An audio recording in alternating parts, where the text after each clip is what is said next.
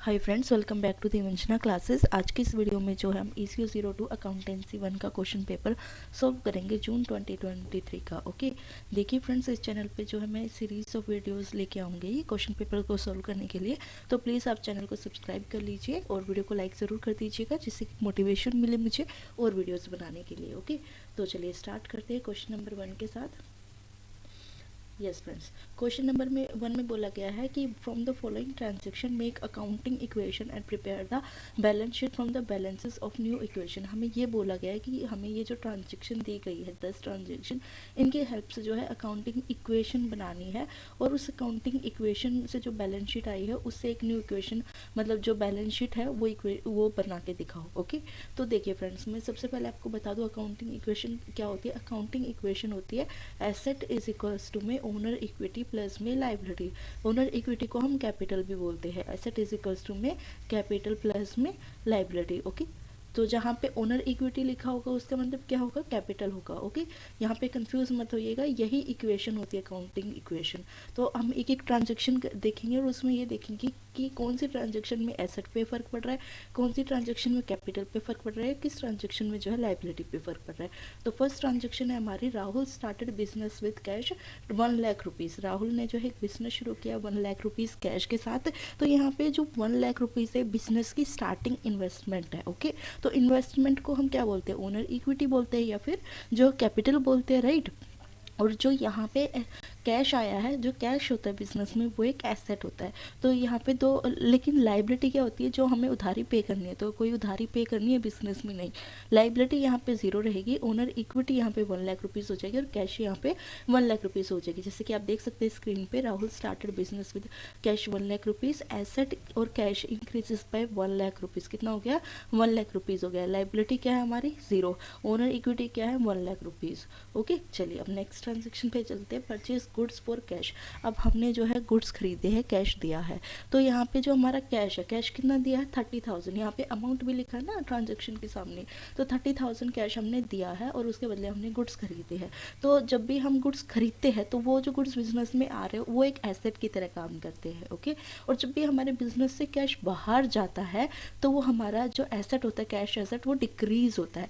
तो यहाँ पे जो है एक एसेट जो कि गुड्स है वो इंक्रीज हो रहा है 30,000 से, और जो दूसरा एसेट जो कि हमारा कैश है वो डिक्रीज, सॉरी, एक एसेट जो गुड्स है वो इंक्रीज हो रहा है 30,000 से, और दूसरा एसेट जो कि कैश है वो डिक्रीज हो रहा है 30,000 से।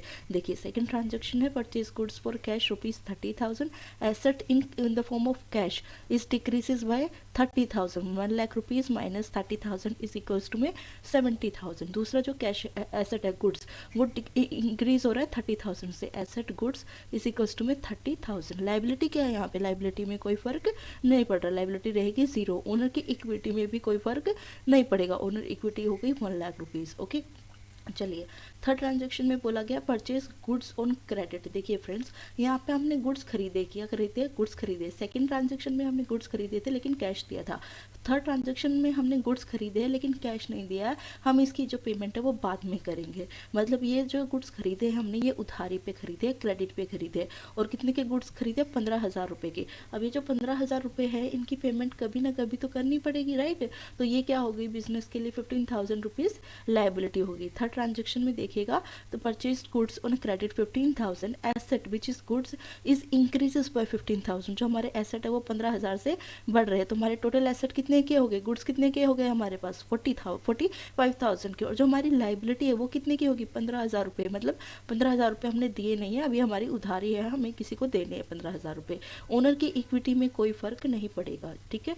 चलिए फोर्थ ट्रांजेक्शन है, purchase to furniture for cash. हमने जो है कैश खरीदा, कैश में फर्नीचर खरीदा है। जो फर्नीचर है वो गुड्स है, यानी कि एसेट है। ओके, फर्नीचर क्या हमारा एसेट है। और दूसरा जो कैश है हमारा वो क्या है, वो वो भी हमारा एक एसेट है। देखिए गुड्स अलग चीज़ है और फर्नीचर जो एक एसेट है वो एक अलग एसेट है। ओके, तो हमारा जो एसेट कैश है वो डिक्रीज हो रहा है 5,000 रुपीज़ से। तो हमारा प्रीवियस ट्रांजेक्शन में आप देख सकते हैं कि जो हमारे asset in the form of cash था वो कितना था, यहाँ पे सेकंड ट्रांजेक्शन में 70,000 रुपीज़, और अब इस 70,000 रुपये में से और हम 5,000 रुपये माइनस करेंगे तो रिमेनिंग कितना बच गया हमारे पास 65,000 रुपीज़। ओके, जो हमारा एसेट है फर्नीचर वो इंक्रीज हो रहा है 5,000 रुपीज़ से, और जो हमारी लाइबिलिटी है वो सेम एज प्रीवियस सिचुएशन जो हमारी प्रीवियस थी 15,000, वही यहाँ पे हमारी लाइबिलिटी रहेगी। ओके, चलिए अब फिफ्थ ट्रांजेक्शन पे देखते हैं, रेंट रिसीव्ड। अब हमारी जो है रेंट में रिसीविंग हुई है। मान लीजिए आपका कोई बिजनेस है, बिजनेस में आपके पास स्पेस था जिससे कि आपने रेंट पे चढ़ा रखा था, रेंट आउट कर रखा था। अब उस स्पेस से जो है रेंट आया, कितना रेंट आया 3,000 रुपीज़, तो रेंट हमारी एक क्या हो गई, इनकम हो गई। ओके, और देखिए यहाँ पे देख सकते हैं आप फिफ्थ ट्रांजेक्शन रेंट रिसिप्ट। तो हमारा जो एसेट है, कैश एसेट, वो पहले 65,000 था, उसमें 3,000 ऐड हुए, तो कितना एसेट कैश हो गया हमारे पास अभी बिजनेस में 68,000। लाइबिलिटी सेम एज प्रीवियस रहेगी, और ओनर की जो इक्विटी है, ओनर की इक्विटी मतलब ओनर की कैपिटल जो बिजनेस शुरू किया था वो किसने शुरू किया था, राहुल ने शुरू किया था, और राहुल के ने ही अपने लैंड को जो है रेंट आउट किया था, राइट। तो ये जो लैंड है ये किससे बिलोंग करता है, राहुल से बिलोंग करता है, मतलब जो ओनर है उससे बिलोंग करता है। पहले तो उसने 1 लाख रुपए बिजनेस में लगाए, फिर उसी बिजनेस में उसने क्या किया, अपनी कुछ ज़मीन को जो है किराए पे चढ़ाया। तो ये हमारी किसकी ये क्या चीज़ होगी, ये ओनर की इक्विटी होगी। ओनर की इक्विटी कितने से इंक्रीज हो रही है, 1,03,000। ओके, क्योंकि 3,000 यहाँ पे प्लस कर देंगे हम 1,00,000 रुपीज़ में। ओके, चलिए अब सिक्स्थ ट्रांजेक्शन है कमीशन पेड। मान लीजिए आप मैन्युफैक्चरर है, कोई गुड्स बेचते हैं, आप अपने आप नहीं बेचते, आप किसी और को अपने गुड्स दे देते हैं और वो जो है गुड्स बेचता है, राइट। तो उसके बदले आपको जो है उस पर्सन को जो है कमीशन देना पड़ता है। तो वो जो कमीशन दिया है कितने का दिया है, 1,000 का, तो आप उसे कैश एसेट में से देंगे। तो asset cash is decreases bye 1,000, 68,000 minus 1,000, हमारे पास कैश कितना बच गया 67,000। लाइबिलिटी हमारी सेम रहेगी। अब यहाँ पे ओनर इक्विटी भी माइनस हो रही है। ओनर इक्विटी क्यों माइनस हो रही है, जो 1,03,000 था, ये तो ओनर है ना, ये अपने जो गुड्स है खुद भी बेच सकते हैं, लेकिन ये खुद नहीं बेच रहा है, किसी और को दे रहा है अपने गुड्स बेचने के लिए, राइट। तो यहाँ पे जो ओनर की इक्विटी है वो माइनस होगी 1,000 रुपीज़ से, तो हमारी जो ओनर इक्विटी रिमेन हो जाएगी वो 1,02,000 होगी। चलिए फ्रेंड्स, अब नेक्स्ट ट्रांजेक्शन पे चलते हैं, withdraw cash for personal use. यहाँ पे जो है सेवन्थ ट्रांजेक्शन में जो है पर्सनल यूज़ के लिए कैश निकाला गया है। तो जब भी हम जो है जो बैलेंस शीट बनाते हैं तो उसमें हम ये मान के चलते हैं कि जो ओनर है बिजनेस का और जो बिजनेस है वो दोनों डिफरेंट एंटिटीज़ है। ओके, इसको बोलते हैं बिजनेस एंटिटी कॉन्सेप्ट। इस कॉन्सेप्ट को क्या बोलते हैं, बिजनेस एंटिटी कॉन्सेप्ट। ओके, तो यहाँ पे पर्सनल यूज़ के लिए 5,000 रुपीज़ जो है निकाले गए हैं। यहाँ पे आप देख सकते हैं सेवन्थ ट्रांजेक्शन के लिए withdraw cash for a personal use 5,000 rupees. तो ये यहाँ पे जो हमारा कैश है 67,000 में से हम 5,000 माइनस करेंगे तो कैश एसेट हमारे पास कितना बच गया 62,000। जो लाइबिलिटी है वो 15,000 रहेगी, और जो ओनर की इक्विटी है उसमें से 5,000 हम माइनस करेंगे, तो हमारी जो ओनर की इक्विटी रह गई वो आप कितनी रह गई 97,000 रुपीज़। ओके, चलिए अब नेक्स्ट देखते हैं seven transaction, sold goods on a credit cost rupees 40,000। 40,000 के गुड्स थे जो कि हमने जो है उधारी पे बेचे हैं। जब हम उधारी पे बेचते हैं तो वो जो है क्रेडिट ट्रांजेक्शन हो गई यहाँ पे, लेकिन वो जो गुड्स थे उनकी एक्चुअल प्राइस 40,000 थी और बेचे कितने में है 50,000 रुपीज़ में। तो यहाँ पे हमारा जो गुड्स माइनस होंगे 40,000 के होंगे। Okay, 45,000 minus 40,000। ओके, क्योंकि हमारे पास गुड्स कितने के थे पिछले बार में 45,000 के। आप यहाँ पे देख सकते हैं जो हमारे गुड्स थे बिजनेस में, आप देख सकते हैं एसेट गुड्स जो हमारे पास थे, टोटल गुड्स कितने के थे 45,000 के, राइट। ये आप देख सकते हैं यहाँ पे 45,000 के जो गुड्स है हमारे बिजनेस में थे,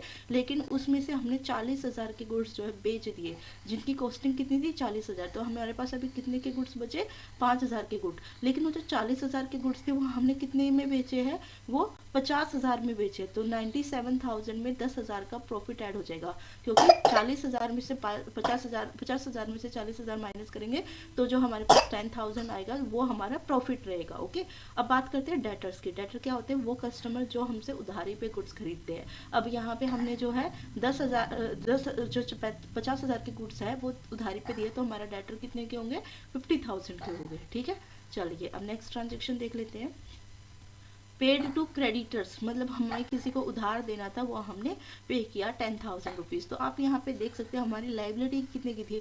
हमने टोटल बिजनेस में लाइबिलिटी कितने की थी, 15,000 की, क्योंकि हमने 15,000 के ही जो गुड्स थे वो जो है क्रेडिट पे खरीदे थे। तो आप यहाँ पे देख सकते हैं 9th ट्रांजेक्शन में पेड टू क्रेडिटर 10,000 में से तो हमारा जो एसेट है कैश है वो डिक्रीज होगा 62,000 माइनस 10,000, जो कि रह गया 52,000 रुपये। और जो हमारी लाइबिलिटीज़ थी 15,000 की, अब वो कटकर कितनी की रह जाएगी, 5,000 की रह जाएगी, क्योंकि लाइबिलिटी पहले कितनी थी, 15,000 की। अब माइनस 10,000 करेंगे तो 5,000 लाइबिलिटी रह जाएगी। ओनर इक्विटी क्या होगी, 1,07,000 रुपीज़। ओके, चलिए अब ये 9 ट्रांजेक्शन को यहाँ पे कॉपी कर लिया गया है, तो इसे कोई दिक्कत नहीं है। अब 10th पे चलते हैं हम। रिसीव्ड फ्रॉम डेटर्स, डेटर हमारे पास कितने के थे, 50,000 के डेटर थे।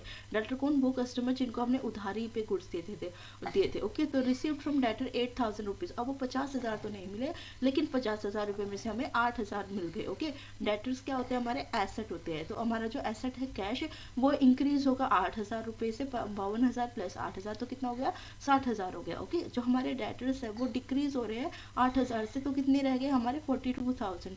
जो लाइबिलिटी है वो हमारी 45,000 रहेगी, और जो ओनर की इक्विटी है वो 1,07,000 रहेगी। अब इन सब जो हमने जो रिकॉर्डिंग की है इन सभी ट्रांजेक्शन्स की, इनकी हेल्प से जो है हम अब एक बैलेंस शीट प्रिपेयर करेंगे। ओके, तो आप देख सकते हैं जितने भी एसेट्स हमारे पास थे इन सभी ट्रांजेक्शन्स में, वो हम एक साइड लिखेंगे। जो कैश होता है वो हमारे एसेट होता है, गुड्स जो है वो भी एक एसेट है, फर्नीचर भी एक एसेट है, और डेटर भी एक एसेट है। तो आप देख सकते हैं हमने जब ट्रांजेक्शन्स की रिकॉर्डिंग की थी तो हमारे पास लास्ट में कैश कितना बचा था, 60,000। गुड्स हमारे कितने के बचे हुए थे, 55,000 के, 5,000। ओके, फर्नीचर कितने का था हमारे बिजनेस में, 5,000। और जो डेटर्स थे वो हमारे कितने थे, 42,000 के। ओके, तो ये हमारे जो है एसेट हो गए, कितने क्या हो गए, ये हमारे एसेट। अब इन एसेट्स का हमने क्या बना दिया, टोटल कितना हो गया, टोटल 1,12,000। यहाँ पे आप ये फिगर देख सकते हैं, ये 1,12,000 जो है हमारा टोटल है। किस चीज़ का टोटल है, ये एसेट्स का टोटल है। मैं कलर चेंज करके हाईलाइट कर देती हूँ, 1 minute.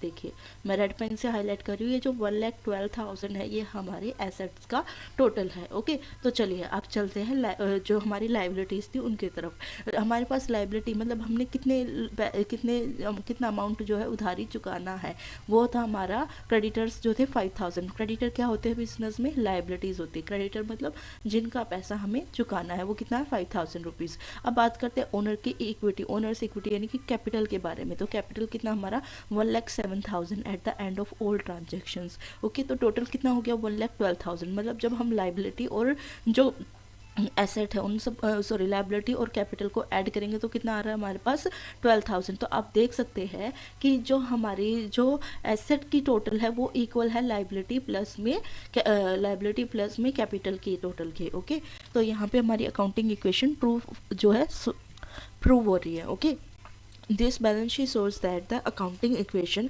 asset is equals to liability plus owner equity holds true after all transactions। चलिए अब नेक्स्ट क्वेश्चन पे चलते हैं, क्वेश्चन नंबर 2 पे। इसमें क्वेश्चन नंबर 2 में फर्स्ट पार्ट है, मतलब 2 पार्ट्स में क्वेश्चन डिवाइड है। फर्स्ट में कह रहा है differentiate between bills of exchange and a promissory note. Bills of exchange और प्रोमिसरी नोट में क्या फ़र्क होता है, और फिर हमें बताना है state the transactions recorded in the bills receivable book and bills payable book. Okay, तो मतलब बिल्स ऑफ एक्सचेंज क्या होता है, प्रोमिसरी नोट क्या होता है, बिल्स रिसीवेबल बुक और बिल्स पेएबल बुक, ये 4 चीज़ें हमें जो है डिफाइन करनी है। देखिए ये जो है मैं सारी चीज़ें एग्जाम्पल से बताऊँगी, एक एग्जाम्पल दूंगी और उससे आपको जो है सारा क्वेश्चन क्लियर हो जाएगा। देखिए फ्रेंड्स, यहाँ पे एक जो है मैन्युफैक्चरर है, एक बिजनेसमैन है जिसका नाम है मिस्टर एक्स। ओके, तो ये जो गुड्स है ये सेल करता है मिस्टर वाई को। वाई कौन है, इसका एक पुराना कस्टमर है। तो वाई आके आज इनसे कहता है मिस्टर एक्स मुझे जो है 1 लाख रुपीज़ के गुड्स दे दो। कितने के गुड्स दे दो, 1 लाख रुपीज़ के। लेकिन पेमेंट मैं आज नहीं करूँगा, पेमेंट मैं 2 महीने बाद करूँगा और इस पर्टिकुलर डेट को पेमेंट मैं कर दूँगा। ओके, तो मिस्टर एक्स को जो है पैसों की ज़रूरत होती है। क्या होती है, पैसों की ज़रूरत होती है। तो ये क्या कहते हैं कि मेरे को पैसों की ज़रूरत है, लेकिन ये कहता है कि अगर आप मुझे गुड्स उधारी पे नहीं दोगे तो क्या फ़ायदा, मैं इतना पुराना कस्टमर हूँ मैं आपका, आपको मुझे उधारी पे गुड्स देने चाहिए, मुझ पर विश्वास होना चाहिए। तो मिस्टर एक्स क्या करते हैं, वाई को जो है गुड्स दे देते हैं, उधारी पे दे देते हैं। उधारी पे देने से पहले ये क्या करते हैं, अपनी एक बुक निकालते हैं जिसमें कि ये नोट डाउन करते हैं कि मिस्टर वाई ने जो है मेरे से गुड्स खरीदे हैं और आज की तारीख ये है और ये मेरे को गुड्स के जो है पैसे इस तारीख को दे देंगे और यहाँ पे इनके साइन है। ओके, तो ये क्या करते हैं, मिस्टर वाई से ये जो स्टेटमेंट थी इस पे जो है हस्ताक्षर यानी कि साइन करवा लेते हैं। तो ये जो डॉक्यूमेंट है इसको बोलते हैं बिल्स रिसीवेबल। ओके, मतलब इसने एक बिल बनाया जो कि एक्सेप्ट कर लिया गया है वाई के थ्रू। तो ये कौन बनाता है, एक्स। एक्स कौन है, ये बिल्स को ड्रॉ करने वाला। तो एक्स को क्या हम बोलेंगे, ड्रोवर। क्या बोलेंगे, ड्रोवर। ये टर्म थोड़ा ध्यान से पढ़िएगा क्योंकि यहाँ पे जो ये पर्सन है एक्स क्या हो गया, ड्रोवर, बिल को ड्रॉ करने वाला, जो गुड्स बेच रहा है, सेलर। ओके, वाई जो है उसने बिल्स एक्सेप्ट किया है, बिल जो है एक्सेप्ट किया, तो इसमें वाई को क्या बोला जाएगा, drawee. Okay, DRAWEE, drawee. Okay, तो यहाँ पे जो मेकर है उसे ड्रॉअर बोला जाता है। अभी एक्स क्या कर सकता है कि इस बिल को ले जाके बैंक को दे सकता है। ये कह सकता है कि जो है ना मिस्टर वाई ने मुझे ये बिल दिया है, इसके बदले आप मुझे पैसे दे दो। तो बैंक क्या बोलेगा कि आप मुझसे 99,000 रुपये आज ले जाओ और बाकी जो बिल की पेमेंट होगी उसके बाद आपको मिल जाएंगे। और बैंक जो है वो बिल रख लेगा क्योंकि ये एक प्रूफ है, ये एक लीगल डॉक्यूमेंट है, जो ये बिल है वो लीगल डॉक्यूमेंट है। ओके, तो ये होता है। अब दूसरा केस लेते हैं। ये तो हमने बात की बिल्स ऑफ एक्सचेंज की, ये जो प्रोसेस है ना इसे बिल्स ऑफ एक्सचेंज बोलते हैं। अब बात करते हैं प्रोमिसरी नोट की। किसकी, प्रोमिसरी नोट की। अब सेम जो है पर्सन है मिस्टर एक्स और एक कस्टमर है मिस्टर वाई। मिस्टर वाई जो है ना वो एक्स के जो है फ्रीक्वेंट कस्टमर नहीं है। मिस्टर वाई ने एक्स से सिर्फ 2 या 3 बार सामान खरीदा है। ओके, जो 2-3 बार सामान खरीदा वो तो कैश में खरीदा, लेकिन आज जो मिस्टर वाई है उन्हें जो क्या नाम सामान खरीदना है वो उधार पे खरीदना है। लेकिन इनको जो अपना एक ट्रस्ट बनाना है मिस्टर एक्स की नज़रों में। तो ये क्या बोलेंगे, मिस्टर एक्स मेरे को जो है ना आप मुझे गुड्स दे दीजिए। क्या दे दीजिए, गुड्स दे दीजिए, मैं आपको पैसे जो है 2 महीने बाद दे दूंगा और ये मैं खुद लिख के दे रहा हूँ। क्या करके दे रहा हूँ, लिख के दे रहा हूँ। मैं आपको प्रोमिस करता हूँ, क्या करता हूँ, प्रोमिस करता हूँ कि मैं जो है आपको पैसे 2 महीने बाद दे दूंगा। तो ये कौन बना रहा है, मिस्टर वाई। मतलब जो कस्टमर है वो खुद ही एक नोट बना के दे रहा है, प्रोमिसरी नोट बना के दे रहा है कि मैं इस पर्टिकुलर डेट को आपको पैसा दे दूंगा। तो दोनों जो सिचुएशंस है उसमें आप फ़र्क देख सकते हैं। फर्स्ट सिचुएशन क्या थी, बिल्स ऑफ एक्सचेंज में जो नोट्स बना रहा है, जो बिल बना रहा है वो कौन था, सेलर था। और जो दूसरा केस है जिसमें कि जो नोट बना रहा है वो कौन है, परचेजर या फिर कस्टमर जो है वो नोट बना के दे रहा है। ओके, तो यही फ़र्क होता है बिल्स ऑफ एक्सचेंज में। मैं इनकी थ्योरेटिकल जो डेफिनेशन है वो आपको पढ़ के बता देती हूँ। Bills of exchange, bills of exchange it is a negotiable instrument issued by the creditor and orders a debtor to pay a particular amount within given period of time और on demand. ये जो bills of exchange होता है ये एक ऐसा negotiable instrument होता है जो कि क्रेडिटर को दिया जाता है। किसको दिया, क्रेडिटर देता है, किसको देता है, डेप्टर को। डेटर को किसको देता है क्रेडिटर, ये बिल्स जो है इंस्ट्रूमेंट है ये डेटर को देता है। क्यों देता है, ताकि वो जितना भी उसने डेटर ने उधारी पे सामान खरीदा है वो एक पर्टिकुलर अमाउंट जो है किसी गिवन पीरियड पे, पीरियड ऑफ टाइम पे या कभी डिमांड करने के तौर पे, डिमांड के टाइम पे जो है वो पेमेंट कर दे क्रेडिटर को। ओके, तो ये जो इंस्ट्रूमेंट है ये कौन देता है, क्रेडिटर देता है। किसको देता है, डेटर को देता है पेमेंट के लिए। ओके, ताकि वो पेमेंट भूल ना जाए। इट इन्वॉल्व्स 3 पार्टीज, इसमें 3 पार्टीज इंक्लूड होती है। ड्रॉअर, ड्रॉअर मतलब जो बिल्स ड्रॉ करता है, ड्रॉअर क्रेडिटर, एंड द ड्रॉई जो बिल्स जिसको नाम पे बनते हैं यानी कि जो उधारी पे सामान खरीद रहा है वो कौन कहलाता है, डेटर। एंड द पेई, पेई मतलब जिसको पेमेंट करनी है। पेमेंट किसको करेगा, कस्टमर जो है ड्रॉअर को ही करेगा। ओके, चलिए अब नेक्स्ट पॉइंट देख लेते हैं बिल्स ऑफ एक्सचेंज का। The drawee needs to accept the bills of exchange before payment, मतलब पेमेंट से पहले जो है ड्रॉई उसको बिल जो है एक्सेप्ट करना ही पड़ेगा। मतलब पहले जो ये मिस्टर एक्स है ना वो साइन करवाएंगे वाई के, उसी के बाद जो है पेमेंट होगी। Okay, it is mentioned in section 5 of the negotiable act in 1881। Okay, चलिए अब बात करते हैं प्रोमिसरी नोट की। Promissory note is a negotiable instrument issued by the debtor. कौन इशूड करता है प्रोमिसरी नोट को, डेटर। मतलब जो सामान उधार पे खरीद रहा है वो कस्टमर खुद ही ये जो डॉक्यूमेंट है ये इशू करता है with a return promise to pay the creditor a certain amount within a specific date और ऑन डिमांड। ये डेटर जो है ये प्रॉमिस करता है क्रेडिटर को कि मैं आपका जो पैसा है ना इस डेट को इतने बजे इतनी तारीख को लौटा दूंगा। It involves two parties. Promissory note में दो पार्टीज होती है, ड्रॉअर और मेकर। यहाँ पे ड्रॉअर और मेकर कौन होता है? डेटर होता है। ओके, एंड द पेई, पेई कौन होता है? पेई मतलब जिसको पेमेंट करनी है वो कौन होता है? Creditor. Okay, no acceptance is requirement from the drawee. इसमें ज़रूरी नहीं है कि ये जो मिस्टर एक्स है ये साइन करके दे। ओके, अगर वाई ने प्रोमिस किया है तो ठीक है, तूने प्रोमिस कर दिया और मेरे को दे दिया, पर मैं साइन नहीं करूँगा। ओके, तो यहाँ पे ज़रूरी नहीं है कि वो एक्सेप्टेंस ले ड्रॉई जो है। It is mention in section 4 of negotiable instrument act 1881। Okay, चलिए अब बात करते हैं बिल्स रिसीवेबल बुक की और बिल्स पेएबल बुक की। बिल्स रिसीवेबल बुक को हम बीआर बोलते हैं और बिल्स पेएबल बुक को हम क्या बोलते हैं शॉर्ट फॉर्म में? बीपी। ओके, तो बीपी मतलब ब्लड प्रेशर नहीं, अब बिल्स पेएबल। ओके, चलिए देखते हैं। bills receivable, it records transaction relating to the bills of exchange including recording bills that have been drawn and accepted। अब देखिए ये जो मिस्टर एक्स थे ना, इन्होंने जो अपना एक बिल बनाया था और उस पर जो एक्स के साइन करवाए थे, तो ये जिस बुक में ये जो बिल बना था ना, इसको बोलते हैं बिल्स रिसीवेबल बुक। मतलब इन्होंने एक बिल ड्रॉ किया, क्या किया? ड्रॉ किया वो बिल, और वही बिल जो है एक्सेप्ट किया मिस्टर वाई ने, तो ये जिस बुक में किया गया है उसको हम बोलेंगे bills receivable book. Okay, the total of all the receivable are transferred into the ledger for a given accounting period. अब जितने भी टोटल होंगे ना इसमें बिल्स रिसीवेबल बुक में, बिल्स रिसीवेबल बुक क्या है कि हमें ये पता है हमें किससे कितना पैसा लेना है, हमारे डेटर्स कितने हैं, तो ये सभी जो ट्रांजेक्शन्स होगी बिल्स रिसीवेबल बुक की वो अकाउंटिंग में इन्वॉल्व की जाती है। अब बात करते हैं बिल्स पेएबल बुक की। बिल्स पेएबल मतलब जितने बिल्स हमें पे करने हैं, क्या करने हैं? Bills. It records transaction related to the bills of exchange including recording bills that have been accepted, जो हमने क्या किए? बिल एक्सेप्ट किए हैं लेकिन उनकी पेमेंट नहीं की है। Transaction related to the bills payable are except recorded in the bills payable book. जो बिल्स पेएबल की ट्रांजेक्शन है वो भी हम जो है रिकॉर्ड करते हैं। Please note that all transaction regarding bills of exchange are recorded in this book except for the entries of endorsement of bill, entries for dishonouring of bill and entry for renewable of bill.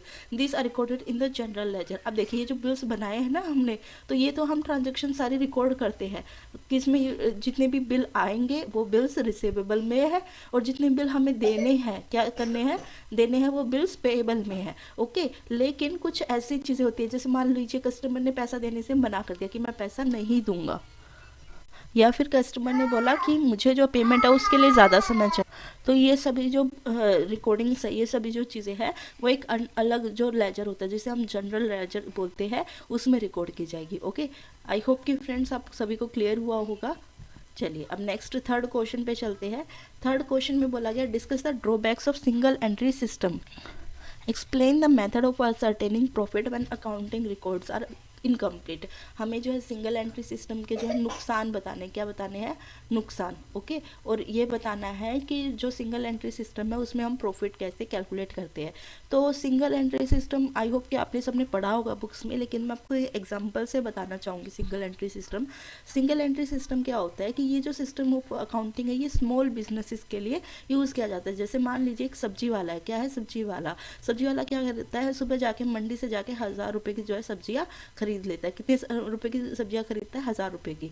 ये सुबह सब्जियां खरीद के लाता है 1000 रुपए की। ये क्या है? इसकी एक ओपनिंग कैपिटल है, मतलब 1000 रुपए से इसने अपना बिजनेस शुरू कर दिया। ओके, अब ये सब्जी वाला घर घर घूम के जो है सब्जियों की सेल करता है। क्या करता है?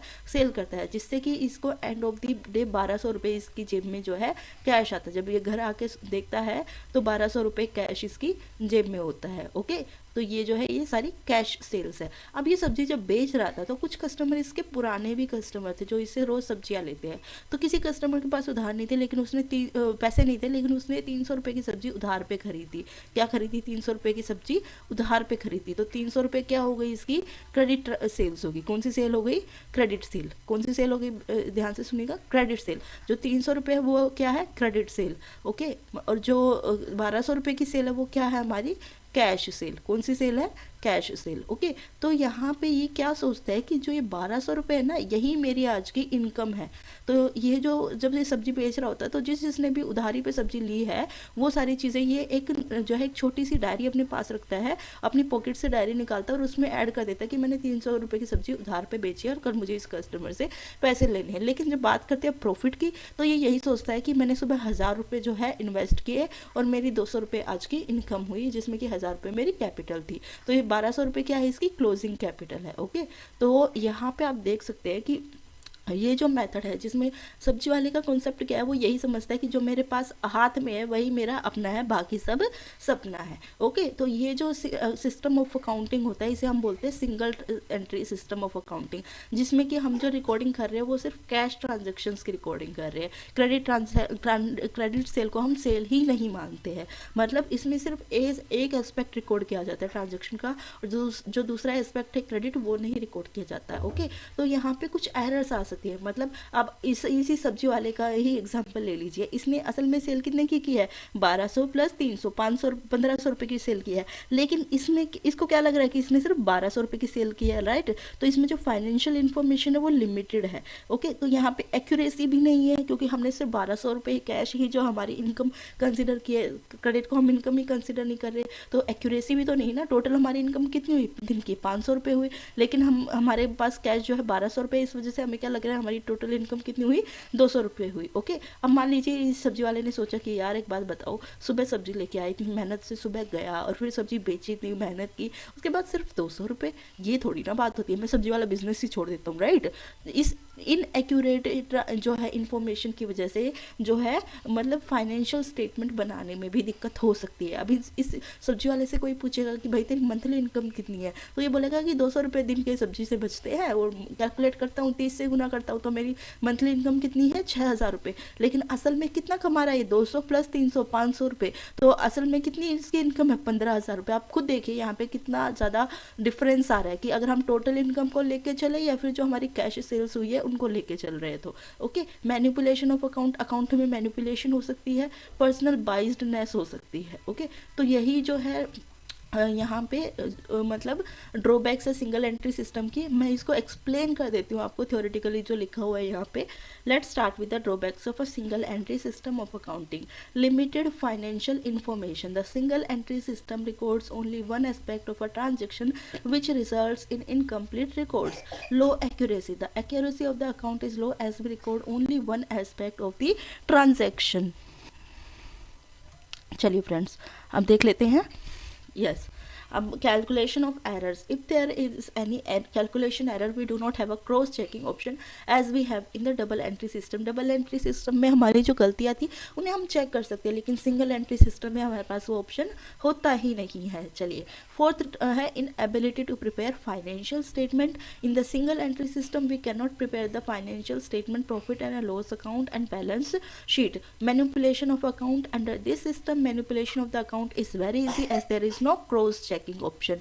पर्सनल बायसनेस, मतलब जो अकाउंट है वो बायस्ड हो सकता है, it depends on upon who prepares the account. चलिए, अब बात करते हैं कि जो सिंगल एंट्री सिस्टम है हमारा, उससे हम प्रॉफिट कैसे बना सकते हैं, क्या कैसे हम जो है प्रॉफिट कैलकुलेट करते हैं। तो सिंगल एंट्री सिस्टम में प्रॉफिट क्या wait for a minute, sorry देखिए फ्रेंड्स, अगर आपको किसी भी चीज़ में से प्रॉफिट निकालना है तो प्रॉफिट कैसे निकालेंगे, आप ये देखेंगे कि मैंने जो है इन्वेस्टमेंट कितने की थी और उसमें अब लास्ट में जो मेरे पास बचा हुआ अमाउंट है वो कितना है। Okay, revenue minus cost. अब मान लीजिए आपने जो है एक बिजनेस शुरू किया जिसमें कि आपने जो है, हम सब्जी वाले का ही एग्जाम्पल लेके चलते हैं, उसने 1000 रुपये स्टार्टिंग में इन्वेस्ट किए थे। कितने किए थे, 1000 रुपये इन्वेस्ट किए थे, राइट। तो 1000 रुपये इन्वेस्ट करने के बाद उसने जो है 1200 रुपये उसके एंड ऑफ द डे बचे हुए थे। तो हम क्या करेंगे, 1200 रुपये में से 1000 रुपये माइनस करेंगे तो हमारे पास प्रॉफिट कितने का आ गया, 200 रुपये का, राइट। ये तो उसकी पर डे की अकाउंटिंग है। ओके, हम बात करते हैं लॉन्ग टर्म की। मान लीजिए एक बिजनेस है, बिजनेस में प्रॉफिट निकालना तो हम रेवेन्यू माइनस कॉस्ट करते हैं। अब जी यहाँ पे जो सिंगल एंट्री सिस्टम में अकाउंटिंग करते हैं तो हम दो चीज़ें लेके चलते हैं। क्या लेके चलते हैं, एक होता है ओपनिंग कैपिटल। क्या होता है, एक opening capital. Okay, opening capital मतलब जिससे कि बिजनेस शुरू किया गया है, और एक होता है एडिशनल कैपिटल, मतलब बिजनेस में एडिशनल, मान लीजिए हमारा अच्छा बिजनेस चलने लग गया तो हमने क्या किया, और पैसे इन्वेस्ट कर दिया बिजनेस में, राइट। तो एक होता है ओपनिंग कैपिटल और एक होता है एडिशनल कैपिटल। अब मान लीजिए बिजनेस के जो एंड में आपके पास पैसा बचा हुआ है उसको हम बोलेंगे क्लोजिंग कैपिटल। क्या बोलेंगे, क्लोजिंग कैपिटल। और मान लीजिए आपने जो है बिजनेस में से जो है कुछ पैसे निकाल लिए, उसको बोलते हैं drawing from the business. Okay, तो अगर हमें प्रॉफिट कैलकुलेट करना है, क्या करना है, प्रॉफिट कैलकुलेट करना है, तो जो हमारी ओपनिंग कैपिटल है वो प्लस जो हमारी एडिशनल कैपिटल है, उन दोनों को हम ऐड करेंगे, उसमें से हम जो क्लोजिंग कैपिटल है और जो ड्राइंग है उसे माइनस करेंगे, तो हमारे पास जो है हमारा प्रॉफिट आ जाएगा। क्या आ जाएगा? प्रॉफिट आ जाएगा। इस प्रोसेस को हम बोलते हैं statement of affairs. Statement of affairs को जो है मैं आपके लिए रीड आउट कर देती हूँ। यहाँ पे जो थ्योरेटिकली चीज़ें बताई गई है, देखिए, स्टेटमेंट ऑफ अफेयर्स और a net worth method. This method compares the capital net worth at the beginning and at the end of a specified period।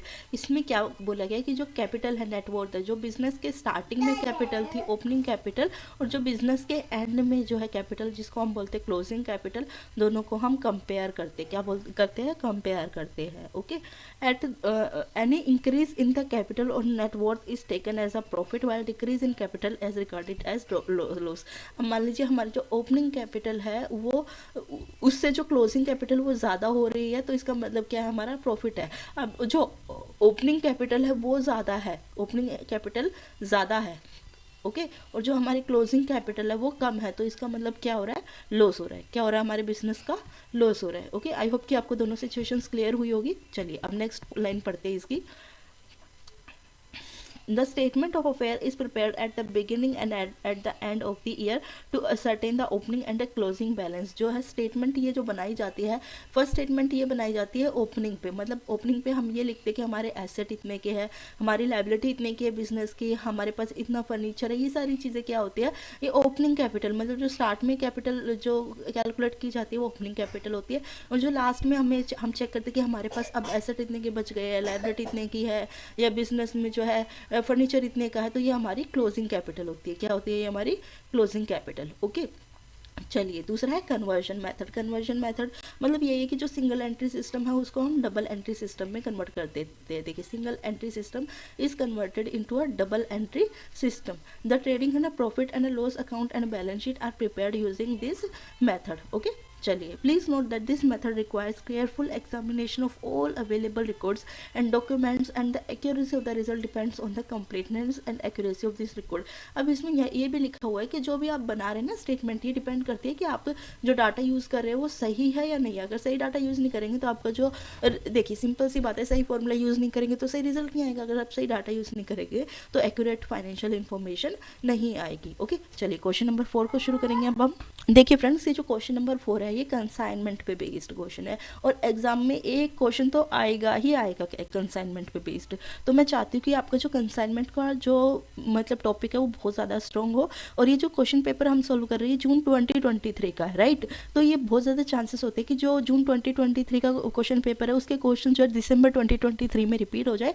तो अभी हम कंसाइनमेंट को एक्सप्लेन में देखेंगे और फिर उसके बाद जो है हम ये क्वेश्चन सॉल्व करेंगे, ठीक है? चलिए, कंसाइनमेंट अकाउंट। देखिए फ्रेंड्स, सबसे पहले मैं आपको बताना चाहूँगी कंसाइनमेंट होता क्या है। यहाँ पे मैं एक अलग पेज निकाल लेती हूँ, वेट। हाँ, देखिए यहाँ पे कंसाइनमेंट क्या होता है। मान लीजिए एक मैन्युफैक्चरर है जो कि गुड्स बनाता है, ओके, लेकिन ये क्या है, इसको गुड्स बनाना आता है, बेचना नहीं आता। क्या आता है? इसको बनाना आता है, बेचना नहीं आता। लेकिन हमारे पास ना एक जो है रिटेलर है। रिटेलर कौन है? जो मिस्टर एस, मान लीजिए को मिस्टर एस है जो रिटेलर है, इसको हम रिटेलर को आर सी डिनोट करते हैं, ज़्यादा कन्फ्यूजन नहीं होगी। हमारे रिटेलर है जिनको सामान बनाना नहीं आता लेकिन इनको कस्टमर डीलिंग बहुत आती है और ये बेचते भी बहुत अच्छे से सामान। तो ये मिस्टर जो एम है, मैन्युफैक्चरर जो है, रिटेलर के पास जाएंगे, वो कहेंगे कि देखो भाई, हमारा जो सामान है ना, मैंने एक बिजनेस शुरू किया है, मेरे को बेचना नहीं आता, मेरे को सामान बनाना आता है। तो एक काम कर, तू अपनी जो दुकान है ना उसमें मेरा सामान रख और इस सामान को बेच, और तू जितना ज़्यादा सामान बेचेगा ना उस सामान पे मैं तेरे को कमीशन दूंगा। क्या दूंगा? मैं कमीशन दूंगा, फिक्स्ड परसेंटेज कमीशन दूंगा। मान ले तूने मेरे 10,000 के गुड्स बेचे तो मैं उस पर तुझे 10% का कमीशन दूंगा। तो सोच, तेरे को बिना मैन्युफैक्चरिंग में कुछ पैसा लगाए सिर्फ तेरे को सामान बेचना है, तेरे को कुछ नहीं करना। नुकसान हुआ तो मेरा, फ़ायदा हुआ तो मेरा, लेकिन तुझे 10,000 में गुड्स बेचने और तेरे को सिर्फ कमीशन मिलेगा। तो आर ने भी ऑफर एक्सेप्ट कर लिया कि बड़ी अच्छी बात है, सिर्फ सामान रखने से मुझे जो है कमीशन मिल जाएगा, बेचने से तो मैं क्यों ना बेचूं, राइट? तो फिर आर ने जो है बेचना शुरू किया। अब आर के पास दो ऑप्शन है, या तो ये सामान जो है कैश में बेच दे, क्या करे, ये सामान को कैश में बेच दे, और या फिर ये सामान को क्या कर दे, से वो क्रेडिट में बेच दे। कैसे बेच दे? क्रेडिट में बेच दे। तो आर जो है वो बहुत ज़्यादा शातिर दिमाग है, क्योंकि ये भाई रिटेलर है, रिटेलर थोड़े चालाक होते ही है, जब इसको कस्टमर डीलिंग आती है तो क्या चालाक नहीं होगा। तो इसने क्या किया, सारा सामान कैश में बेच दिया। क्या किया इसने, जितने भी गुड्स, मान लीजिए 10,000 के गुड्स आए थे इसके पास, सारे गुड्स जो है कैश में बेच दिए। और उसने क्या किया कि उसको बोला, मैन्युफैक्चरर को बोला कि मैंने तेरे सारे गुड्स तो बेच दिए। मैन्युफैक्चरर हो गया खुश, लेकिन मैंने जो गुड्स बेचे हैं ना, ये कैश में नहीं बेचे, ये मैंने कैसे बेचे हैं, उधारी में बेचे हैं। कैसे बेचे हैं, उधारी में बेचे हैं। अब मिस्टर एम बोला कि ठीक है, रिटेलर अच्छा है, ये मेरे पैसे दे देगा, मतलब पैसे जो है वो सेल के निकाल लेगा कस्टमर से। अब कस्टमर का कोई लेना देना नहीं होता मैन्युफैक्चरर से। अब ये जो है मैन्युफैक्चरर, तो फिर मैन्युफैक्चरर सोचने लग गया, तो रिटेलर बोला कि भाई पैसे ही नहीं दे के जा रहे कस्टमर, मैं क्या करूँ, मैंने गुड्स तो बेच दिए। अब तूने ही बोला था कि मेरे को तो सामान बेचना है, मेरे को कमीशन मिलेगा, मेरे को कमीशन मिलना चाहिए, राइट। तो फिर मतलब यहाँ पे क्या हुआ, मैन्युफैक्चरर का नुकसान हो गया, क्योंकि उसने उसके सामान तो बिक गया लेकिन उसको पैसा नहीं मिला। तो अगली बार मैन्युफैक्चरर ने दिमाग लगाया, क्या दिमाग लगाया कि देख रिटेलर, तू मेरा सामान बेच, क्या बेच, सामान बेच, इस पर मैं तेरे को कमीशन दूंगा। क्या दूंगा, कमीशन दूंगा। लेकिन इस बार एक कंडीशन है, मेरा पिछली बार का एक्सपीरियंस थोड़ा अच्छा नहीं रहा, तो मेरे सामान तो बेच रहा है, लेकिन अगर तू उधारी पे बेचेगा तो उधारी तुझे चुकानी पड़ेगी। मतलब अगर उधारी कोई टूटती है, बैड डेट होता है, तो उसका रिस्पॉन्सिबल तू है। तो मतलब आर को ये पता नहीं था, तो उसको एक्सेप्ट करनी पड़ी ये चीज़। अब इस कमीशन के साथ साथ मैं तुझे एक और कमीशन दूंगा बैड डेट उठाने के लिए, उसको बोलते हैं डेल क्रेडिटर कमीशन। क्या बोलते हैं, डेल क्रेडिटर कमीशन। ओके, कौन सा कमीशन, डेल क्रेडिटर कमीशन। तो ये जो है ना कॉन्सेप्ट, आई होप कि पूरा हो गया है यहाँ पे। यही कंसाइनमेंट है, इसी पे बेस्ड जो है क्वेश्चंस आते हैं। अब हम इनकी जो न्यूमेरिकल चीज़ें हैं, ट्रांजेक्शन बेस्ड है, वो क्वेश्चन सॉल्व करेंगे। चलिए स्टार्ट करते हैं। सबसे पहले मैं आपको बताऊंगी कि कौन सा अकाउंट कब डेबिट होता है और कौन सा अकाउंट जो है कब क्रेडिट होता है। तो कंसाइनमेंट अकाउंट में जो गुड्स भेजता है उसे हम कंसाइनर बोलते हैं, और जिसके पास गुड्स भेजे जाते हैं, ओके, जिसको जो भेजता है, आप यहाँ पे वर्ड ध्यान से सुनिएगा, जो भेजता है, क्या करता है, भेजता है, उसे हम बोलते हैं कंसाइनर।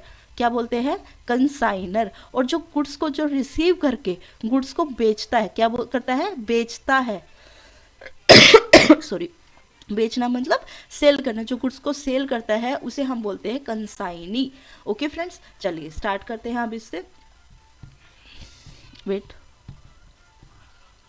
यस फ्रेंड्स, देखिए कंसाइनमेंट में जो है कंसाइनर के थ्रू, किसके थ्रू, कंसाइनर के जो थ्रू अकाउंटिंग ट्रांजैक्शंस होती है, वो मेनली 10 ट्रांजैक्शन होती है जो कंसाइनर रिकॉर्ड करता है।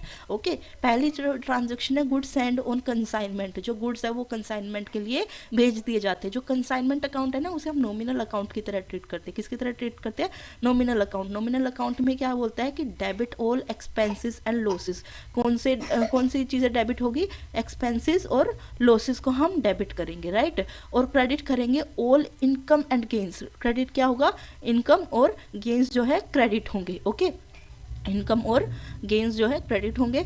और अब इसी में हमारी जो है कैश और बैंक डेबिट होगा जब पैसा जा रहा है, और कैश और बैंक डेबिट होगा जब पैसा जा रहा है, और क्रेडिट होगा जब आ रहा है। ओके, तो देखिए यहाँ पे consignor send goods on consignment, तो यहाँ पे कंसाइनर ने गुड्स सेंड किए कंसाइनमेंट के लिए, तो कंसाइनर का अकाउंट में डेबिट होगा। क्यों डेबिट होगा, क्योंकि यहाँ पे गुड्स बाहर गए हैं, राइट, तो यहाँ पे खर्चा हुआ है, तो यहाँ पे कंसाइनर अकाउंट डेबिट होगा, कंसाइनमेंट अकाउंट क्रेडिट होगा। अब देखते हैं कंसाइनर के एक्सपेंसेस। मान लीजिए गुड्स को भेजने में भी कुछ पैसा लगेगा, तो मान लीजिए एक सिटी है दिल्ली, दिल्ली से कंसाइनर बिलोंग करता है, और जो कंसाइनी है वो मुंबई से बिलोंग करता है। कहाँ से बिलोंग करता है, मुंबई से बिलोंग करता है। तो दिल्ली से मुंबई तक भेजने का जो खर्चा वो कौन उठाएगा, कंसाइनर ही उठाएगा ना।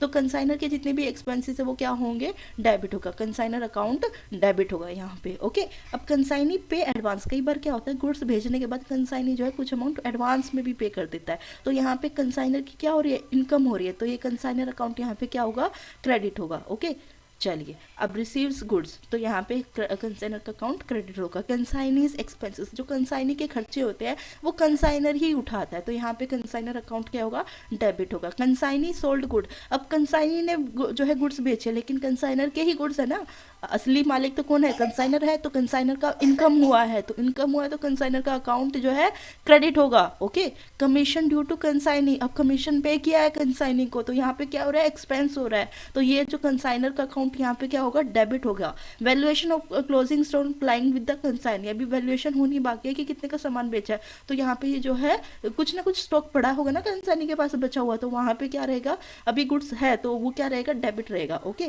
प्रॉफिट और लॉस ऑन कंसाइनमेंट, अब प्रॉफिट होता है चाहे लॉस होता है वो कंसाइनर का ही होता है, उसके बिहाफ पे जो है प्रॉफिट होगा तो अलग मतलब प्रॉफिट होगा तो क्रेडिट होगा और लॉस होगा तो डेबिट होगा।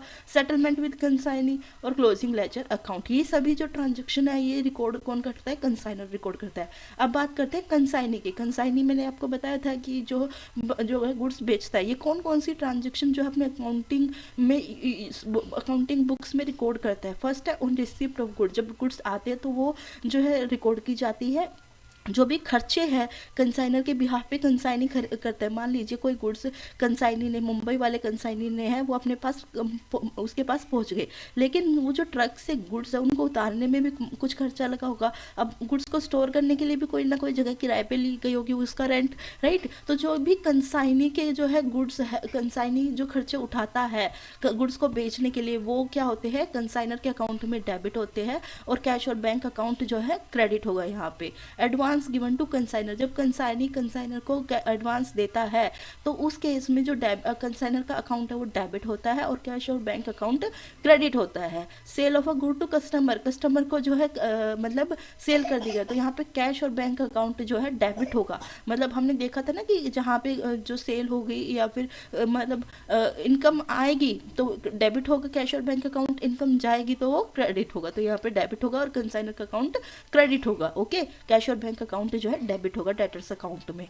बैड डेब्ट, मतलब अगर मान लीजिए कोई मतलब किसी कस्टमर ने पैसे देने से मना कर दिया तो उसे हम बोलते हैं बैड डेट। अभी मैंने आपको एक कमीशन बताया था, डेल कैड्रे कमीशन, अगर डेल कैड्रे कमीशन है तो उस केस में कंसाइनर का अकाउंट डेबिट होगा और क्रेडिटर का अकाउंट जो है, डेटर्स का अकाउंट जो है क्रेडिट होगा। लेकिन अगर कोई डेल कैड्रे कमीशन नहीं है तो जो डेबिट है वो होगा बैड डेब्ट अकाउंट और जो क्रेडिट है वो होगा डेटर्स अकाउंट। ओके, चलिए अब देखते हैं कमीशन ऑन सेल्स। सेल्स पे जो कमीशन होगा उसमें कंसाइनर्स का अकाउंट जो है डेबिट होगा और commission to income account credit होगा। रेमिटेंस टू कंसाइनर, जो अभी बचे हुए हैं गुड्स है जितने बेच दिए उसका जब लेखा जोखा जाएगा तो जो कंसाइनर का अकाउंट है वो डेबिट होगा और कैश और बैंक अकाउंट क्रेडिट होगा। ओके फ्रेंड्स, आई होप कि आपको सभी कॉन्सेप्ट क्लियर हो गए होंगे। अब हम क्वेश्चन पे चलते हैं। ओके, ऑन जनवरी 1, 2020 को Anil of Karnal consign to Shyam of Madras goods for sale at invoice price. Sham is entitled to commission of 5% on invoice price and 18% on any price realized beyond invoice price. अब देखिए यहाँ पे ना दो प्राइस दिए गए हैं, इनवॉइस प्राइस और एक बियॉन्ड इनवॉइस प्राइस। देखिए जब जो है मैन्युफैक्चरर, कौन मैन्युफैक्चरर मतलब जो गुड्स बनाता है, जब ये गुड्स जो है ये कंसाइनर को गुड्स भेजता है, मतलब कंसाइनर जो है कंसाइनी को गुड्स भेजता है, तो उस केस में एक जो है एक स्टेटमेंट बनाई जाती है, मतलब एक डॉक्यूमेंट बनाया जाता है कि ये फलाना कंसाइनी है, इसको मैंने अपने गुड्स भेजे हैं और ये मेरे गुड्स को जो है कम से कम इतने दाम में बेचेगा। तो ये जो प्राइस होता है ना, जो परफॉर्मा पे जो है बनाया जाता है, इस डॉक्यूमेंट पे जो लिखा जाता है वो प्राइस होता है इनवॉइस प्राइस। अगर मान लीजिए ये कंसाइनी जो मतलब सेलर है ये क्या करता है, इस प्राइस से ज़्यादा में गुड्स बेच देता है तो उस केस में उसको एक्स्ट्रा कमीशन मिलता है और ये राइट होता है कंसाइनी के पास कि वो इनवॉइस प्राइस से कम में नहीं बेच सकता लेकिन उससे ज़्यादा में गुड्स को सेल कर सकता है। ओके, तो यहाँ पे अनिल जी ने जो है शाम को, जो मद्रास से बिलोंग करते हैं, उनको मतलब सेल करने के लिए गुड्स दिए, जिसमें कि उनको जो श्याम जी है उनको 5% का कमीशन मिलेगा अगर वो इनवॉइस प्राइस पे सेल करते हैं और 18% का मिलेगा अगर वो इनवॉइस प्राइस से ज़्यादा की सेल करते हैं। Okay, goods costing 14,000 rupees. अब यहाँ पे देखिएगा ध्यान से कि 14,000 रुपये के गुड्स है जो कि श्याम को है कंसाइन किए गए। इनवॉइस प्राइस कितना है, 16,400 रुपये, मतलब 14,000 की गुड है और बेचना कितने में है, 16,400 में। The expenses on sending the goods were amounted 2,000। अब इन गुड्स को भेजने के लिए 2,000 का खर्चा आया है। ऑन मार्च 31, 2020, देखिए जनवरी में गुड्स जो कंसाइन किए गए थे और 31 मार्च 2022 को, मतलब 2 महीने बाद, an account sale was received from a Sham showing that he had sold goods worth 10,000। अभी जो 14,000 के गुड्स थे ना उसमें से इसने क्या किया कि 10,000 के गुड्स जो है शाम ने बेच दिए। कितने के गुड्स बेचे, 10,000 के। Okay, in respect to 3/4 of quantity of a goods, कितने गुड्स बेचे, 3/4। यहाँ पे 3/4 का मतलब क्या हो गया, 75% जो है गुड्स की सेल हो गई है। 14,000 का 75% सेल हो गया है गुड्स में। ओके, इस actual expenses amount to 500 rupees. इसने 500 रुपये गुड्स को बेचने में लगाए। Shyam accepted the bill drawn by Anil for 4,000 and remitted bills balance due from him in cash. मतलब शाम मतलब अनिल ने जो है शाम को एक बिल भेजा कि जिसमें कि उसे 4,000 की पेमेंट करनी है। गुड्स कितने के बेचे हैं, 10,000 के, लेकिन पेमेंट कितनी मांगी है अनिल ने, 4,000 की। और जो बचा हुआ अमाउंट है वो उससे वो कैश में ले लेगा। कैसे ले लेगा, कैश में ले लेगा। Prepare consignment account and a Sham account in the books of Anil. मतलब हमें क्या बनाना है, शाम का अकाउंट बनाना है और कंसाइनमेंट अकाउंट बनाना है। ओके फ्रेंड्स, तो चलिए स्टार्ट करते हैं। Let's prepare the consignment account and Sham account in the books of Anil. देखिए यहाँ पे सबसे पहले हम क्या रिकॉर्ड करेंगे, गुड्स एंड ऑन कंसाइनमेंट। तो ये क्या होगा, यहाँ पे देखिए दो साइड्स होती है, मैं sorry wait for a minute, यहाँ पे दो साइड्स होती है। ओके, ये होता है डेबिट साइड। कौन सा साइड होता है, ये डेबिट साइड।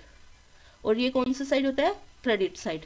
ओके, जब भी हम ये ट्रांजेक्शन रिकॉर्ड करेंगे तो ये क्या होगा, हमारा डेबिट साइड होगा और ये हमारा क्रेडिट साइड होगा। ओके, जिसमें कि हम पर्टिकुलर और अमाउंट जो है रिकॉर्ड करते हैं। अब यहाँ पे सबसे पहले क्या होगा, कंसाइनमेंट अकाउंट डेबिट होगा। कितने अमाउंट से डेबिट होगा, 14,000 रुपीज़ से। ओके, और यहाँ पे एक्सपेंस कितना हुआ है, 2,000 का, तो ये भी 2,000 डेबिट होगा, क्योंकि हमें ये पता है कि हम नॉमिनल अकाउंट की तौर पे कंसाइनमेंट अकाउंट को ट्रीट करते हैं। नॉमिनल अकाउंट में जितने भी एक्सपेंसेस होते हैं वो क्या होते हैं, डेबिट होते हैं। तो यहाँ पे जो कंसाइनमेंट अकाउंट है वो डेबिट हुआ है 2,000 रुपीज़ से। ओके, आई होप कि आपको दोनों ये चीज़ें क्लियर हुई होगी। तो टोटल एक्सपेंसेस जो हमारे टोटल डेबिट साइड है वो कितनी हो गई, हमारी डेबिट साइड हो गई 16,000 रुपये। कितना हो गया, 16,000 रुपये। अब बात करते हैं क्रेडिट साइड की, मतलब शाम अकाउंट सेल। अब शाम ने सेल की है, क्या की है, सेल की है, लेकिन ये सेल किसकी हुई है, ये कंसाइनर की हुई है। क्योंकि सेल से शाम करे राम करे कोई भी करे, हमें उससे कोई मतलब नहीं है। हमारे गुड्स बिके हैं तो मतलब सेल हमारी हुई है, राइट। तो हम जब भी कंसाइनमेंट में कंसाइनर की सेल होती है तो वो क्या होता है, उसके लिए इनकम होता है। इनकम किस साइड में आती है, क्रेडिट साइड में। Debit all expenses and losses and credit all income and gains. तो यहाँ पे इनकम कितने की हुई, 1,230 रुपये की। बाय शाम्स अकाउंट 3/4 सेल, 16,000 में से 3/4 कितने की हुई, 12,300 रुपये की सेल कर दी थी। किसने की थी, शाम ने की थी। आप देखिए यहाँ पे देख सकते हैं 3/4। Okay, he had sold in respect to 3/4 of the quantity. मतलब जितनी भी क्वांटिटी थी उसमें से 3/4 उसने बेचे, तो 12,300 रुपये के उसने गुड्स बेचे। बाय बैलेंस कैरी डाउन, अभी हमारे पास स्टॉक कितना बचा हुआ है, 1/4 स्टॉक, जो कि कितने का है, 4,4100 रुपये का स्टॉक हमारे पास बचा हुआ है। वो भी हम जो है बैलेंस कैरी डाउन वो भी लिखेंगे, वो भी अभी हमारा क्या है, इनकम है। ओके, मतलब ये इनकम आएगी, आई नहीं है। By Sham's account commission of 5%, 12,300। मतलब जब हम शाम के अकाउंट में जो है कमीशन देंगे तो उस केस में क्या होगा, 600 रुपये, 15 रुपये कमीशन किसके अकाउंट में क्रेडिट होंगे, ये कंसाइनमेंट में क्रेडिट में जाएगा। क्रेडिट मतलब खर्चे में जाएगा 615 रुपये। By Sham's account commission 80% of this, मतलब 12,300 में से 10,000 माइनस करेंगे तो कितना आ गया, 414 रुपये। By profit and loss account, profit कितने का हो गया, 571 रुपये का। अब इन सभी को हम ऐड करेंगे, ऐड करने पर कितना अमाउंट आया, 16,000 रुपये। ओके, तो ये हो गया consignment account in the books of Anil. चलिए अब बात करते हैं in the books Sham's account in the books of Anil. अब शाम्स अकाउंट में कंसाइनमेंट अकाउंट जो है सेल हुआ है तो वो किस साइड में आएगा, शाम की अकाउंट में वो डेबिट साइड में आएगा, और जितने भी खर्चे हैं वो किस में आएंगे, क्रेडिट साइड में आएंगे। ओके, चलिए अब बात करते हैं कंसाइनमेंट अकाउंट सेल कितने की हुई है, 12,300 की। कंसाइनमेंट अकाउंट से पैसा कितना मिला है, 615 रुपये। कंसाइनमेंट अकाउंट में कमीशन कितना मिला है शाम को, 414 रुपये। कंसाइनमेंट अकाउंट में एक्सपेंस कितने के हुए शाम के, 500 रुपये। बैलेंस कैरी डाउन स्टॉक कितना है, 4,100 रुपये। तो ये सारा जो है डेबिट साइड में, क्यों, क्योंकि जो शाम के लिए इनकम है वो जो है कंसाइनर के लिए खर्चा है। ओके, तो जो शाम की इनकम है उसको हम किस में लिखेंगे, शाम के अकाउंट के खर्चे में लिखेंगे। अब बात करते हैं जो शाम का खर्चा है वो उसका जो है सॉरी शाम की जो इनकम है वो भी जो है मतलब कंसाइनर की भी क्या वो एक इनकम है। तो यहाँ पे जो बैंक रेमिटेंस है वो कितने का है 7,121 रुपये का, 7,271 रुपये का, 12,300 के गुड सोल्ड हुए, 4,000 के बचे हुए हैं, 615 रुपये कमीशन हो गया, 414 रुपये एक्स्ट्रा कमीशन हो गया, तो कितने के गुड्स बचे हमारे पास 7,271 रुपये के। ओके चलिए हम बात करते हैं बिल्स रिसेवेबल की। 4,000 रुपये बिल्स रिसेवेबल, जो 4,000 उसने बोले थे मेरे को अभी पहुंचा दे, बाकी कैश में दे दियो।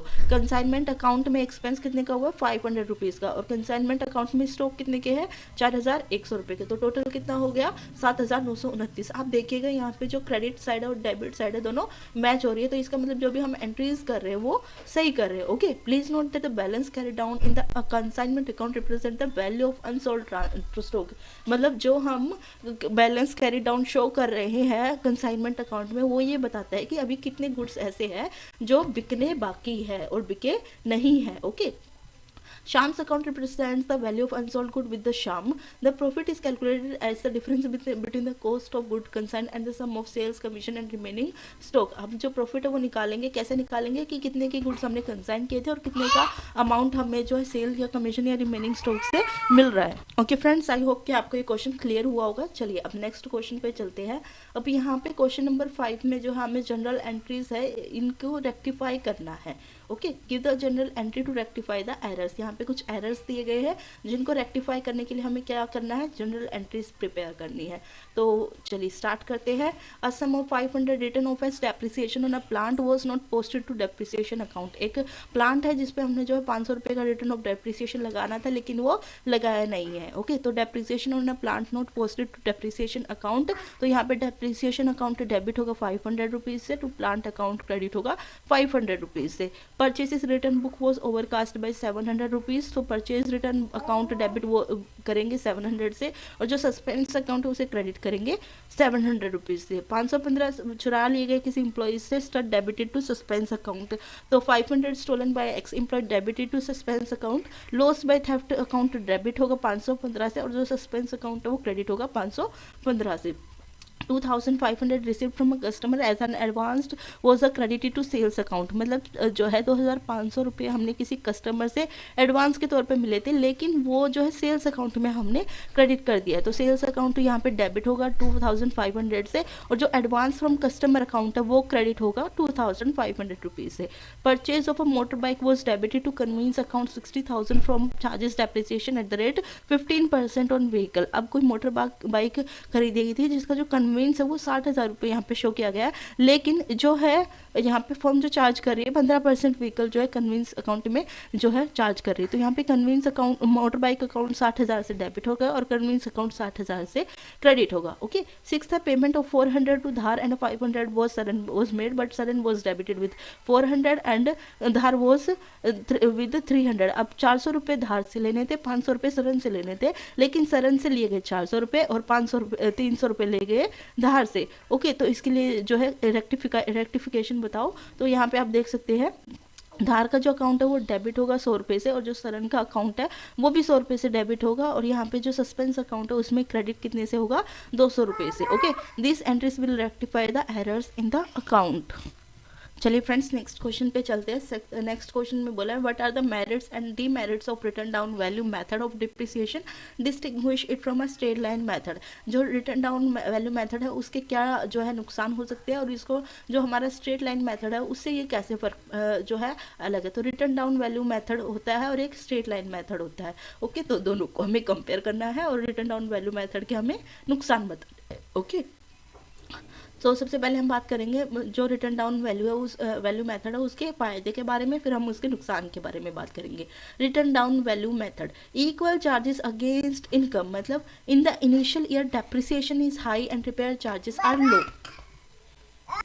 इसमें क्या बताया गया है कि मतलब जैसे कि आप मान लीजिए आपने कोई मतलब जो है कोई व्हीकल खरीदा आपके बिजनेस के लिए, ट्रांसपोर्टेशन व्हीकल खरीदा, तो उस केस में जो व्हीकल है वो शुरू में तो बहुत अच्छा परफॉर्म करेगा। मान लीजिए एक ट्रक खरीदा गया है, तो ट्रक जो है शुरू में खर्चा कम लेगा क्योंकि वो नया है, अच्छा चलेगा, तो वहाँ पर रिपेयर की जो कॉस्ट होगी वो कम होगी। और जो ट्रक है वो ज़्यादा काम कर पाएगा क्योंकि वो नया है, क्योंकि उसकी जो माइलेज अच्छी है, अच्छा परफॉर्म कर रहा है। तो in the initial year depreciation is high and repair charges are लो।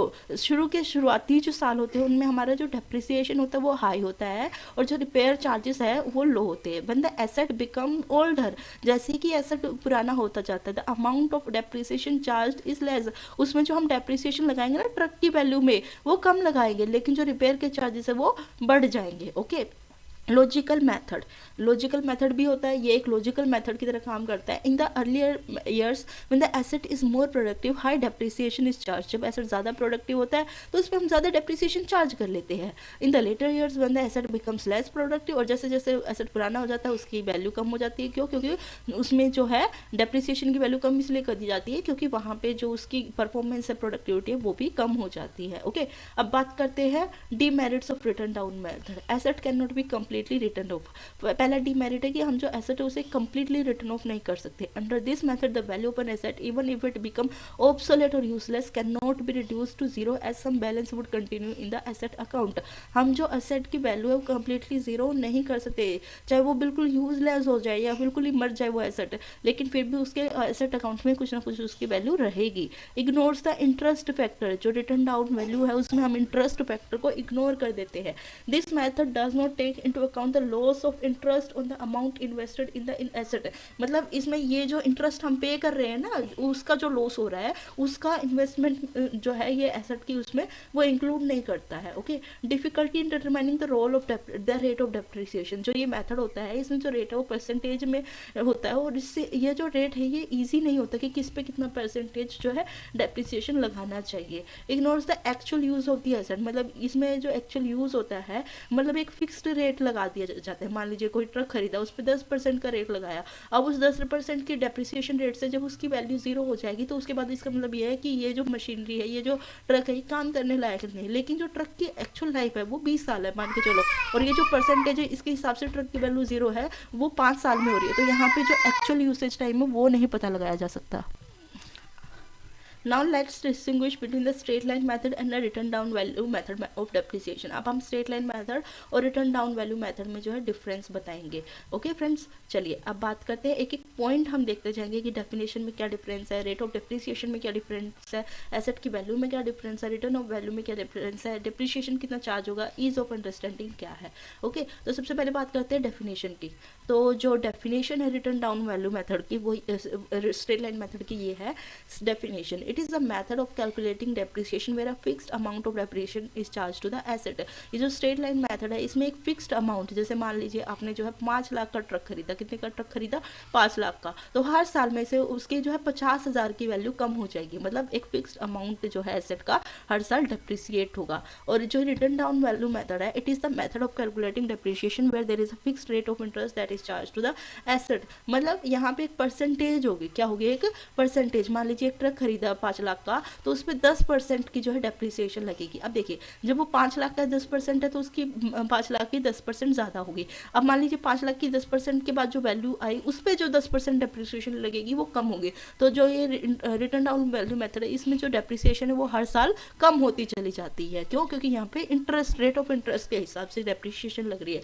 लेकिन यहाँ पे जो स्ट्रेट लाइन मेथड है यहाँ पे फिक्स्ड रहता है, फिक्स्ड अमाउंट रहता है कि हर साल कितना अमाउंट घटेगा एसेट की वैल्यू से। Okay, rate of depreciation differs as the depreciation charge is constant, मतलब जो डेप्रिसिएशन की जो चार्ज है वो कांस्टेंट रहती है, लेकिन यहाँ पे जो रेट ऑफ डेप्रिसिएशन होता है रिटर्न डाउन मेथड में वो एवरी ईयर चार्ज किया जाता है, constant every year till the asset's useful life. जो एसेट की वैल्यू स्ट्रेट लाइन मेथड में जीरो हो जाती है, लेकिन रिटर्न डाउन वैल्यू मेथड में जीरो नहीं होती। रिटर्न ऑफ कंप्लीटली और does not get written off completely. Depreciation charge it is initially lower, it is relatively higher, easier to understand and determine depreciation, it is a little more complicated then straight line method. Okay friends, ये सारा theoretical आप एक बार पढ़ेंगे तो आपको clear हो जाएगा, कोई इशू नहीं है। अगर फिर भी आपके कोई इश्यूज रहते हैं तो आप मुझे कमेंट कर सकते हैं। And best of luck for your exam, आपके एग्जाम्स अच्छे जाए। अगर आपको वीडियो अच्छी लगी और आप एंड तक देख रहे हैं तो प्लीज़ वीडियो को लाइक और चैनल को सब्सक्राइब कर दीजिएगा। और मैं इस चैनल पे और वीडियोस लेके आऊँगी, डोंट वरी, आपके एग्जाम्स अच्छे जाएंगे।